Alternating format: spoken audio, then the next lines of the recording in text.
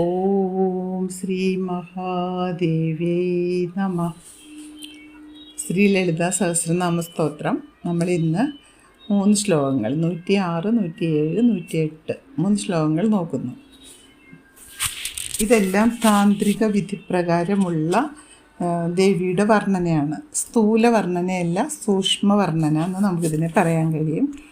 Muladhara അംബുജാരൂഢ പഞ്ചവക്ത്രാസ്തി സംസ്ഥിത അങ്കുശാദി പ്രഹരണ വരദാദി നിഷേവിത. Muladhara plus Ambuja plus ആരൂഢ. Muladhara ചക്രത്തിലുള്ള ഷഡാധാരങ്ങളിൽ ഏറ്റവും ഒടുവിലുള്ള ഏറ്റവും അടിഭാഗത്തുള്ള ഒന്നാണ് മൂലാധാരം. മൂലാധാര ചക്രത്തിലുള്ള പത്മത്തിൽ ആരൂഢയായവൾ. മൂലാധാര ചക്രത്തിലുള്ള താമരയിൽ 4 ദളമുള്ള താമരയാണ്. ആ 4 ദളമുള്ള താമരയിൽ ആരൂഢയായവൾ ആണ് ദേവി. അപ്പോൾ 4 ദളമുള്ള മൂലാധാരം എന്ന താമരയിൽ ഇരിക്കുന്ന ദേവി. മൂലാധാര ചക്രം ഭൂമി തത്വാത്മകമാണ്. നേരത്തെ സ്വാധിഷ്ഠാന ചക്രം അഗ്നി തത്വാത്മകമാണെന്ന് പറഞ്ഞല്ലോ. അതേപോലെ മൂലാധാര ചക്രം ഭൂമി തത്വാത്മകമാണ്. ശരീരത്തിൻ്റെ ഏറ്റവും താഴെ നിലകൊള്ളുന്നു. മറ്റ് ആധാര ചക്രങ്ങൾക്ക്, അതായത് ആധാരചക്രങ്ങൾ സ്വാധിഷ്ഠാനം, മണിപൂരകം, അനാഹതം, വിശുദ്ധി, ആജ്ഞ, മറ്റ് ആധാരചക്രങ്ങൾക്ക് മൂലമായിട്ടുള്ളതാണ് മൂലാധാരം എന്നാണ് പറയുന്നത്. അപ്പോൾ സുഷുമ്ന നാഡിയുടെ ഉത്ഭവസ്ഥാനമായും എല്ലാത്തിനും ആധാരമായും നിലകൊള്ളുന്നു എന്നാണ് മൂലാധാരത്തിനെ കുറിച്ചുള്ള സങ്കല്പം. അപ്പോൾ നമ്മിൽ ഉറങ്ങിക്കിടക്കുന്ന ഒരു ശക്തി ചൈതന്യമുണ്ട്. നമ്മിൽ ഓരോരുത്തരിലും ഉള്ള ആ ശക്തി ചൈതന്യം പരാശക്തി തന്നെയാണ്.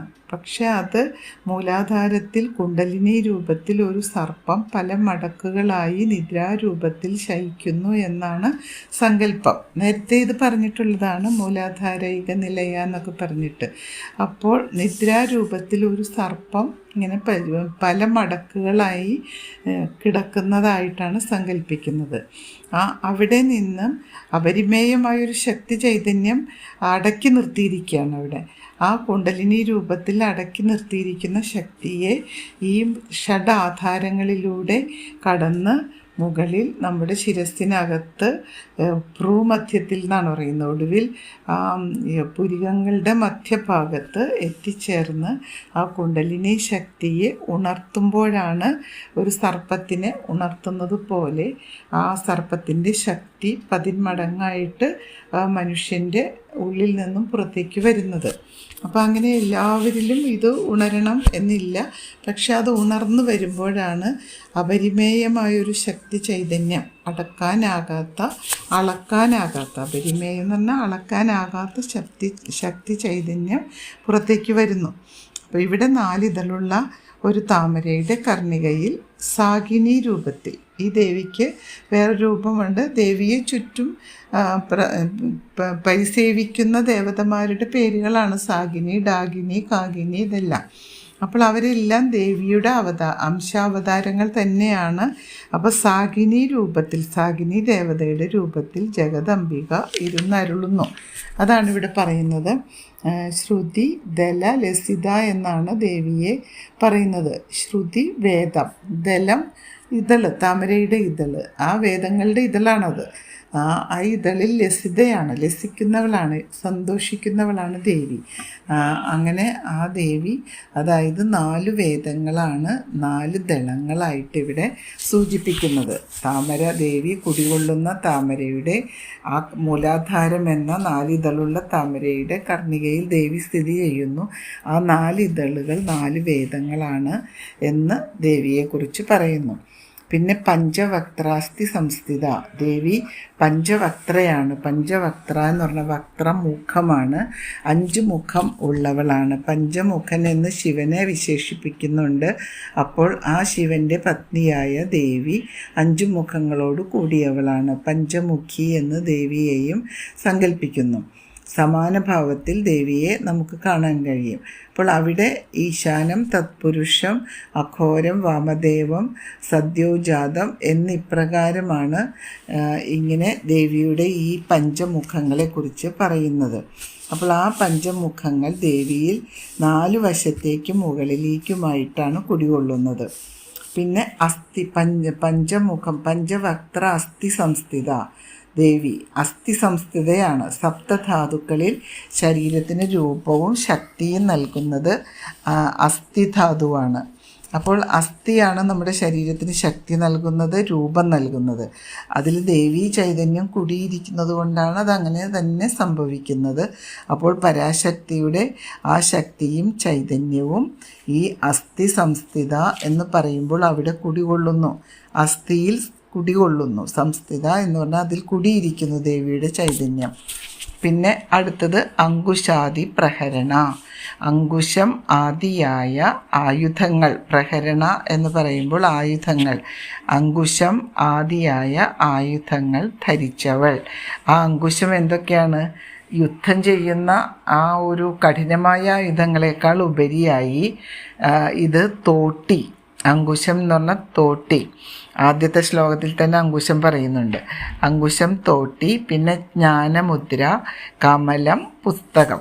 ഇത്രയുമാണ് ദേവി ധരിച്ചിരിക്കുന്ന ആയുധങ്ങൾ. തോട്ടി അറിയാം, തോട്ടി എന്ന് പറഞ്ഞാൽ അത് ഇവിടെ ഈ സൂക്ഷ്മാർത്ഥത്തിൽ പറയുമ്പോൾ ഭക്തരെ തന്നിലേക്ക് അടുപ്പിക്കാനാണ് തോട്ടി ഉപയോഗിക്കുന്നതെന്നാണ് പറയുന്നത്.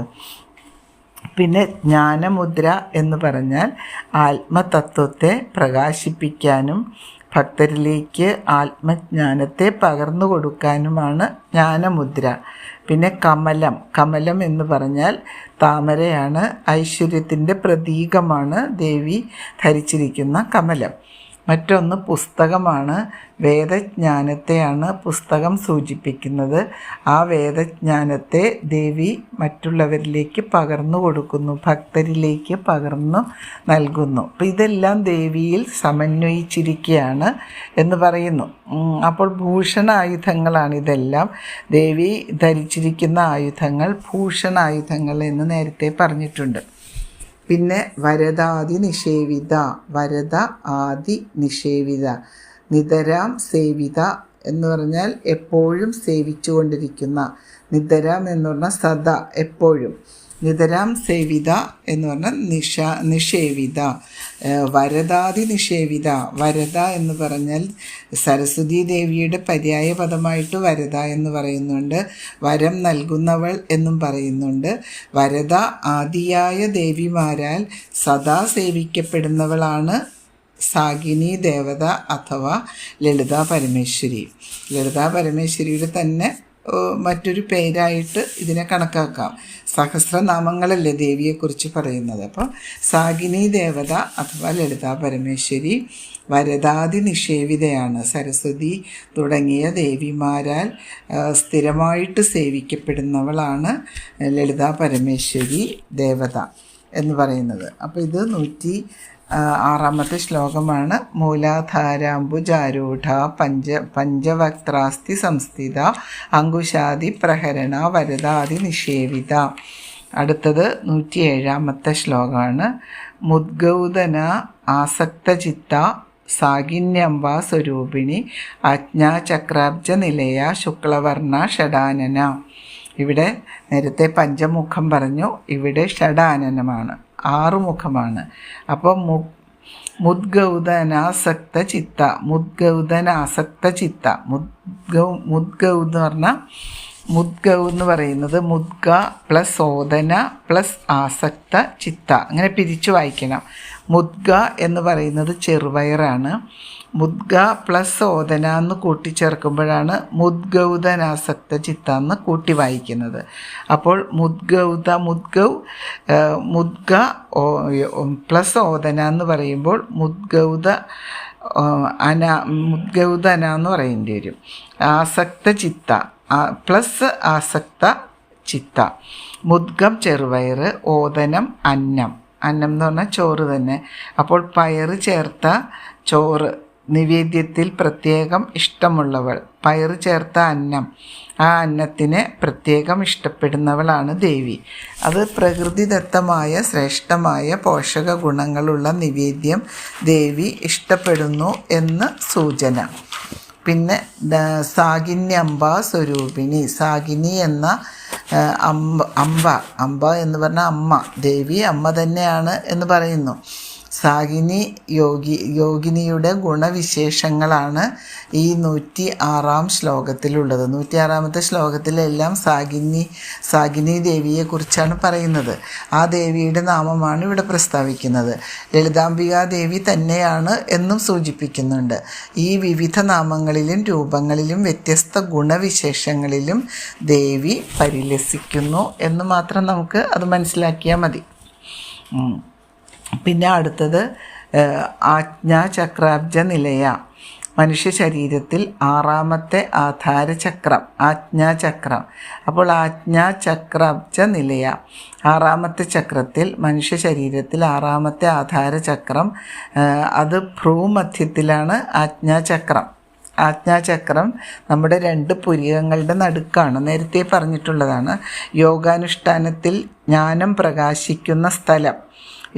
നമ്മളിങ്ങനെ തപസ് ചെയ്യുമ്പോഴോ യോഗ നിദ്രയിലാകുമ്പോഴോ യോഗാനുഷ്ഠാനത്തിലിരിക്കുമ്പോഴോ ജ്ഞാനം പ്രകാശിക്കുന്നത് അവിടെയാണ്, ആ നെറ്റിത്തടത്തിൽ 2 പുരികങ്ങളുടെ നടുക്കുള്ള സ്ഥലത്ത്. അപ്പോൾ ദേവി ശക്തി ഗുരുരൂപിണിയായി പ്രവർത്തിക്കുന്നത് ആജ്ഞാചക്രത്തിലാണ്. അവിടെയാണ് ഗുരുസ്ഥാനത്ത് ദേവി ഇരിക്കുന്നത്. അപ്പോൾ ഇവിടെ 2 ദളമുള്ള താമരയിൽ ഹം ഷം എന്ന അക്ഷരധ്വനികൾ മുഴങ്ങുന്നു എന്നാണ് സങ്കല്പം. അപ്പോൾ 2 ദളങ്ങളുള്ള താമരയാണ്. ആ ദളങ്ങളിൽ ഒന്ന് ഹം, പിന്നെ ഷം, ഈ 2 ധ്വനികൾ ഇങ്ങനെ മുഴങ്ങുന്നു അതെന്ന് സങ്കല്പം. ആ താമരയുടെ കർണികാരത്തിൽ ദേവി ഹാഗിനി രൂപയായി ഇരുന്നരുളുന്നു. സാഗിനി കഴിഞ്ഞ് ഹാഗിനി രൂപയായി ഇരുന്നരുളുന്നു. ശക്തി സ്പന്ദങ്ങളാണ് ധ്വനികളായി കേൾക്കുന്നത്. കർണികാരത്തിൽ ഓം എന്ന ബ്രഹ്മബീജാക്ഷരം സ്പന്ദന രൂപത്തിൽ പ്രസരിക്കുന്നു എന്ന് സങ്കല്പിക്കുന്നു. അപ്പോൾ ഇത് താന്ത്രികമായ വർണ്ണനയാണ്, സൂക്ഷ്മ വർണ്ണനയാണ്, സ്ഥൂല വർണ്ണനയല്ല, നമ്മുടെ ബാഹ്യ നേത്രങ്ങൾ കൊണ്ട് കാണുന്ന വർണ്ണനയല്ല. അടുത്തത് ശുക്ലവർണ്ണ, വെളുത്ത നിറമുള്ളവൾ. ചന്ദ്രമണ്ഡലമായതുകൊണ്ട് പൂനിലാവിൻ്റെ വെണ്മയിൽ ശോഭിക്കുന്നു എന്നാണ് ഇവിടെ പറയുന്നത്. അപ്പോൾ ഈ വെളുത്ത നിറവും പൂനിലാവിൻ്റെ വെണ്മയും എല്ലാം ഉദ്ദേശിക്കുന്നത് സാത്വിക ഭാവത്തിൻ്റെ പരകാഷ്ഠയാണ് എന്നാണ് അതിനെ ഉദ്ദേശിക്കുന്നത്. അപ്പോൾ ദേവിയിലുള്ള ആ സാത്വികമായ ചൈതന്യത്തെയാണ് ഇവിടെ വർണ്ണിക്കുന്നത്. പിന്നെയോ ഷഡാനന, ഷഡ് പ്ലസ് ആനന, 6 മുഖമുള്ളവൾ. ആജ്ഞാചക്രത്തിൽ ഉദിക്കുന്ന ജ്ഞാനം സൂക്ഷ്മബുദ്ധിയിൽ തെളിയുന്നു. അപ്പോൾ ആ ബുദ്ധിമണ്ഡലത്തിൽ തെളിയുന്ന ജ്ഞാനം ഷഡ് ദർശനങ്ങളായും, ഷഡ് ദർശനങ്ങൾ എന്തൊക്കെയാണ്? സാഖ്യം, യോഗം, ന്യായം, വൈശേഷികം, പൂർവമീമാംസ, ഉത്തരമീമാംസ. അപ്പോൾ ഇങ്ങനെ ഷഡ് ദർശനങ്ങളായും നമ്മുടെ ബുദ്ധിയിൽ തെളിയുന്നു. ഇവിടെ ആജ്ഞാചക്രം പുരികത്തിൻ്റെ മധ്യത്തിൽ, ഭ്രൂമധ്യത്തിലാണെന്ന് പറഞ്ഞു. ആ ഭ്രൂമധ്യത്തിൽ ഗുരു രൂപത്തിലാണ് ദേവത അവിടെ കുടികൊള്ളുന്നത് എന്ന് പറഞ്ഞു. അവിടെ 6 മുഖങ്ങൾ ദേവിക്കുണ്ട്. ആ 6 മുഖങ്ങളിൽ ആജ്ഞാചക്രത്തിൽ ഉദിക്കുന്ന ജ്ഞാനം സൂക്ഷ്മ ബുദ്ധിയിൽ കൂടി തെളിഞ്ഞ് ബുദ്ധിമണ്ഡലത്തിൽ തെളിയുമ്പോൾ അവിടെ ഷഡ് ദർശനങ്ങളാണാകുന്നത്. അതാണ് ഷഡാനന എന്ന് പറയാൻ കാരണം. അപ്പോൾ ബുദ്ധിമണ്ഡലത്തിൽ തെളിയുന്ന ജ്ഞാനം അത് വലിയ വലിയ ഋഷീശ്വരന്മാരുടെയൊക്കെ ആ ഒരു യോഗ നിദ്രയിൽ നിന്ന് ഉണരുമ്പോൾ ബുദ്ധിമണ്ഡലത്തിൽ ഈ ജ്ഞാനം തെളിയും. ഷഡ് ദർശനങ്ങളായി ഈ ജ്ഞാനം തെളിയും. അത് ദേവിയിലുള്ള ഭക്തിയും വിശ്വാസവും എല്ലാം ഒരുപാട് ഉയരങ്ങളിലേക്ക് എത്തുമ്പോൾ മനുഷ്യന് ലഭിക്കുന്ന ഒരു അനുഗ്രഹമാണത്.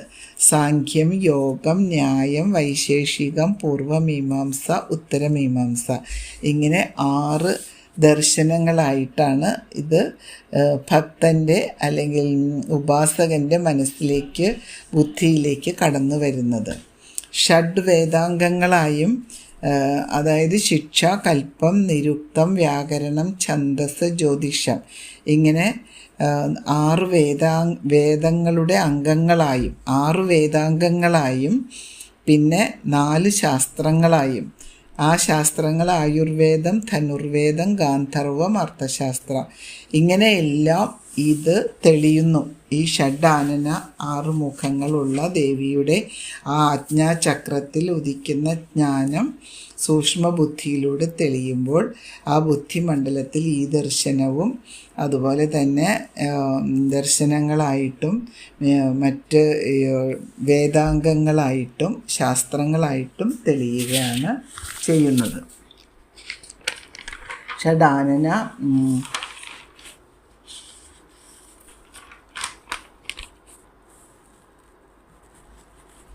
107-ാമത്തെ ശ്ലോകത്തിലാണ് ഈ വർണ്ണന. മുദ്ഗൗതനാസക്ത ചിത്ത സാകിന്യംബ സ്വരൂപിണി ആജ്ഞാചക്രാബ്ജ നിലയ ശുക്ലവർണ്ണ ഷഡാനന. 6 മുഖങ്ങൾ ഉണ്ട് എന്ന് പറയുന്നത് ആ ഒരു താന്ത്രികമായ വർണ്ണനയിൽ കൂടിയാണ്. 5 മുഖം പറയുന്നതും 6 മുഖം പറയുന്നതും എല്ലാം അതിലൂടെയാണ് നമ്മൾ മനസ്സിലാക്കേണ്ടത്. പിന്നെ 108-ാമത്തെ ശ്ലോകം. മജ്ജാ സംസ്ഥ ഹംസവതി മുഖ്യശക്തി സമന്വിത ഹരിദ്രാന്നൈക രസിക ഹാരിണി രൂപധാരിണി.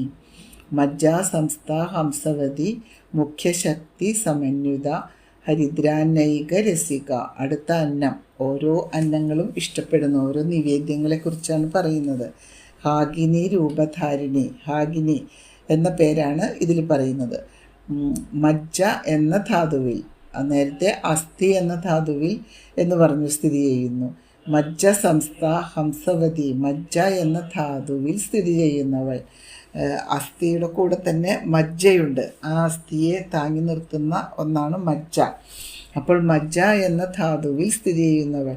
അപ്പം നമ്മുടെ ശരീരത്തിൻ്റെ ഉള്ളിലുള്ള സൂക്ഷ്മമായ ഓരോ കണികകളിലും ദേവിയുടെ ചൈതന്യം നിറഞ്ഞു നിൽക്കുന്നു എന്നാണ് ഇവിടെ സൂചിപ്പിക്കുന്നത്. അപ്പോൾ രക്തത്തിൻ്റെ സ്രോതസ്സാണ് മജ്ജ. ജീവനെ നിലനിർത്തുന്നതിനും പ്രവർത്തിപ്പിക്കുന്നതിനും ആധാരമായ ശക്തി ചൈതന്യമുള്ളതിനാലാണ് അത് നിലനിൽക്കുന്നത്.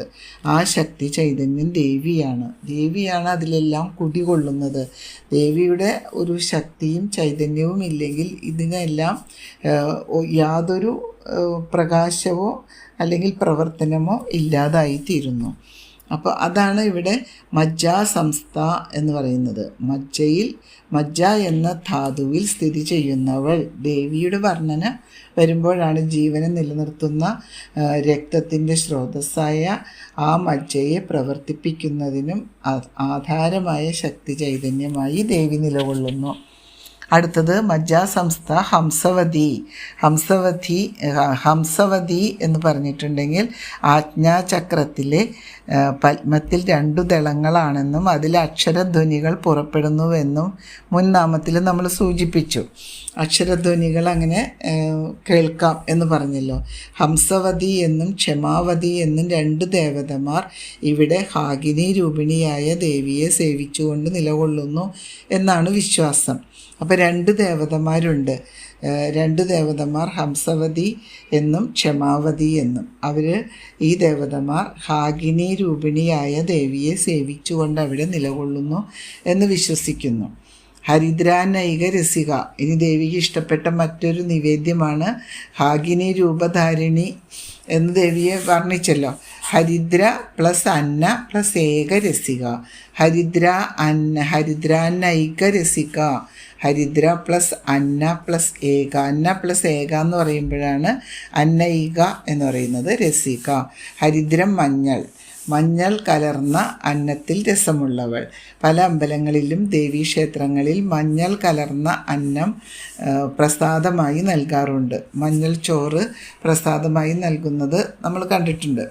അപ്പോൾ ഹരിദ്രാനൈക രസികയാണ് ദേവി.